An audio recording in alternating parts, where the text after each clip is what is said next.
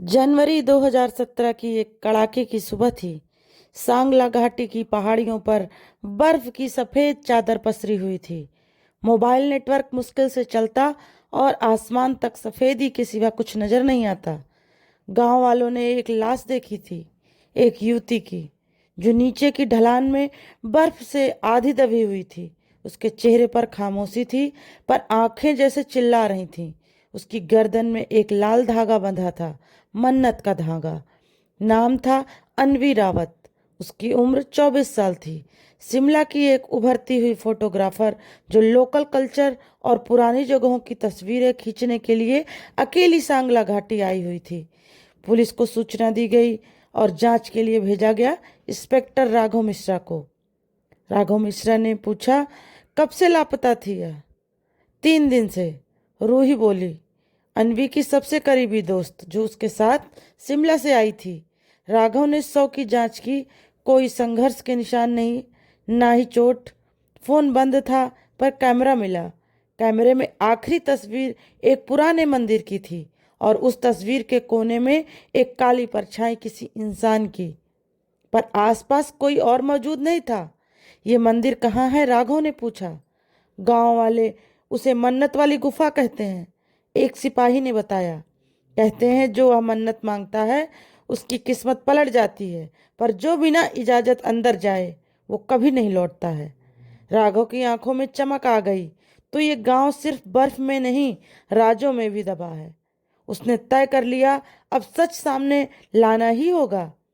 अन्वी का कमरा सील किया गया था, पर राघव की नजर एक पुरानी डायरी पर पड़ी, जो तकिए के नीचे छुपा कर रखी थी। उसने धीरे धीरे पढ़ना शुरू किया। 4 जनवरी, मुझे नींद में किसी के कदमों की आवाज सुनाई देती है। लगता है कोई मुझे बुला रहा है। आ जा, तेरी मन्नत अधूरी है।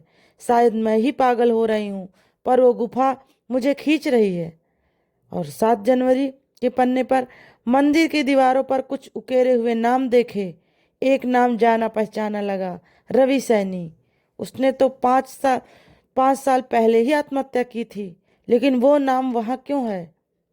10 जनवरी, मैं कल गुफा के अंदर जाऊंगी, अब और रह नहीं पाऊंगी। अगर कुछ हुआ तो मेरी ये डायरी पढ़ना। राघव की उंगलियां थरथराने लगी। वो जान गया, ये कोई सामान्य मौत नहीं थी। गांव का खामोश सच था। राघव गांव के बुजुर्गों से मिलने गया, पर सभी सवालों पर चुप्पी साधे बैठे थे। एक बूढ़ी महिला, लता रावत, जो खुद को अनवी की दादी बताती थी, आगे आई। बेटा, उस गुफा में जाने की इजाजत कोई नहीं देता। वो गुफा नहीं, एक अधूरी मन्नत की कब्र है। उन्होंने धीमी आवाज में कहा। अधूरी मन्नत? राघव ने पूछा। हाँ, लता बोली। सालों पहले एक लड़की ने अपनी शादी की मन्नत मांगी थी वहां। लड़का भाग गया। वो लड़की वही गुफा में फांसी लगा बैठी। तब से वहां जाने वाला या तो गायब हो जाता है, या मौत उसका पीछा नहीं छोड़ती। पर ये बातें तो सिर्फ लोक कथाएं ही होंगी, राघव बोला। लता की आंखें डबडबाई। मेरी बेटी भी वहां गई थी, फिर कभी नहीं लौटी। राघव समझ गया, ये रहस्य सिर्फ अनवी की मौत का नहीं, पीढ़ियों का है। अनवी की मौत के 2 दिन बाद गांव का एक लड़का, विनय ठाकुर, जो मंदिर की साफ सफाई करता था, अचानक लापता हो गया। सुबह उसकी लाश उसी जगह मिली जहां अनवी की मिली थी, ठीक उसी ही पोज में, गर्दन में मन्नत का धागा बंधा हुआ, और बर्फ पर कोई संघर्ष का निशान नहीं। इस बार सीसीटीवी जैसी कोई तस्वीर नहीं, कोई गवाह नहीं, पर राघव को कुछ और मिला। विनय के कपड़ों में एक टुकड़े का कागज कागज का टुकड़ा, जिस पर लिखा था, जिसने अधूरी मन्नत देख ली, वो फिर अधूरा ही रह जाता है। राघव का माथा ठनका। 2 लाशें, एक जैसी मौत, और एक ही कनेक्शन, मन्नत की गुफा। राघव ने फैसला लिया, अब और इंतजार नहीं। वो खुद उस मंदिर में गया जहां अनवी की आखिरी फोटो ली गई थी। मंदिर छोटा था, लेकिन उसकी पिछली दीवार पर हल्की सी दरार थी। हाथ से दबाने पर एक गुप्त दरवाजा खुला। अंदर एक अंधेरा कमरा था। दीवारों पर लाल रंग से लिखे हुए नाम, अनवी, विनय, रवि सैनी, और अगला नाम अधूरा था, रा। राघव सब सन्न रह गया। कमरे में एक लकड़ी की अलमारी में काले धागों की एक माला लटकी थी। हर धागा शायद एक जान का प्रतीक। नीचे एक पुराना रजिस्टर मिला जिसमें हर नाम के आगे तारीख और समय लिखा था। अन्वी का नाम 6 महीने पहले से दर्ज था, पर वो तो अभी गांव में आई थी। राघव बड़बड़ाया, इसका मतलब कोई पहले से जानता था कि वो तो मरेगी। अब रहस्य में एक और मोड़ आ चुका था। राघव ने गांव के मंदिरों और पुजारियों की सूची खंगाली। उसे एक नाम मिला जो बीते 15 सालों से किसी भी रजिस्टर में नहीं था, स्वामी अनंत शरण। पूछने पर गांव वालों ने बताया कि वे अब मंदिर नहीं आते, पर एक पहाड़ी की चोटी पर कुटिया में रहते हैं। राघव वहां पहुंचा। स्वामी अनंत एक बूढ़ा पर तेज नजरों वाला व्यक्ति था। जब राघव ने मन्नत की गुफा का जिक्र किया तो उसने धीरे से कहा, कुछ सवाल जानकर भी मत पूछो बेटा, हर गुफा गूंगी नहीं रह होती। किसने लिखा अन्वी का नाम रजिस्टर में 6 महीने पहले? स्वामी जी चुप रहे। आपने लिखा था ना? राघव गरज उठा। स्वामी जी ने आंखें बंद की और बोले, मैंने नहीं लिखा, वो लिखवाती है जो अधूरी रह गई थी। वो चुनती है उन्हें जो खुद अधूरे हैं। अन्वी अबस अगला नाम।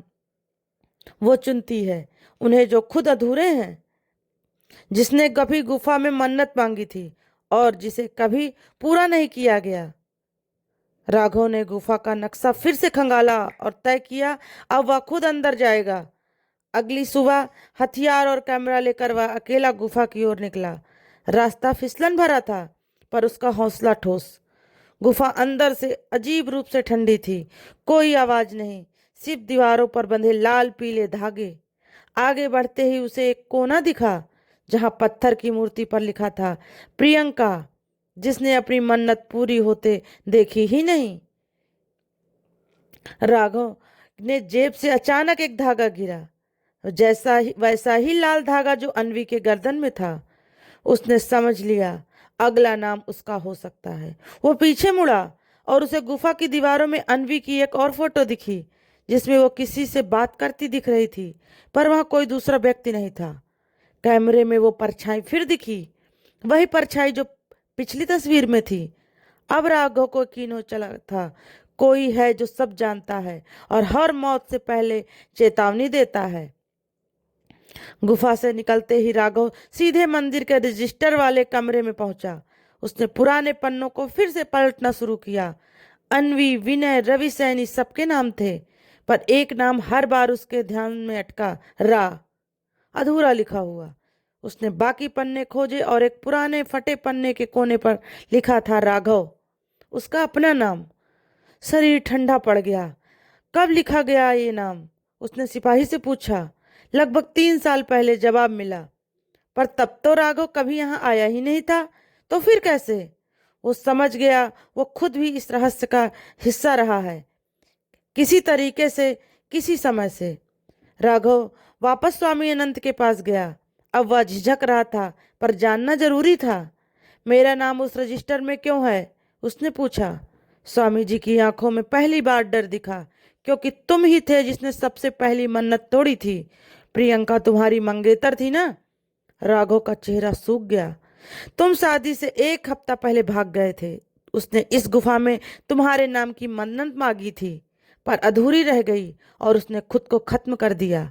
राघव लड़खड़ा रहा था। तो मैं इस सब का कारण हूँ? स्वामी जी ने सिर झुकाया।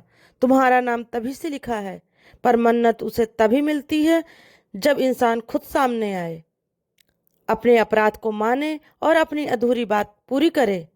राघव अब मंदिर गया, गुफा के द्वार पर घुटने के बल बैठ गया और बोला, प्रियंका, अगर तुझे मेरी वजह से शांति नहीं मिली तो आज मैं तेरी मन्नत पूरी करने आया हूँ। गुफा के अंदर हल्की हवा चली। दीवार पर लिखा अधूरा नाम अब पूरा था, राघव मिश्रा। पर उस रात गांव में कोई मौत नहीं हुई। पहली बार कोई मन्नत अधूरी नहीं थी। हर मन्नत एक वादा होती है और हर अधूरी मन्नत एक इंतजार। जब तक कोई लौट कर उसे पूरा न करे, तब तक वो एक कहानी बन जाती है, अधूरी मन्नत की कहानी। तो दोस्तों, आपको हमारी ये कहानी कैसी लगी? प्लीज़ कमेंट कर कर ज़रूर बताइएगा। और अगर अच्छी लगी हो तो लाइक और शेयर करना ना भूलिएगा। दोस्तों, चैनल पर नए हो तो चैनल को सब्सक्राइब करके नोटिफिकेशन ऑन कर लीजिएगा, जिससे हमारी नई नई कहानियाँ आप तक पहुँचती रहें। दोस्तों, फिर मिलते हैं आपसे एक नई कहानी के साथ। तब तक के लिए दोस्तों, नमस्कार।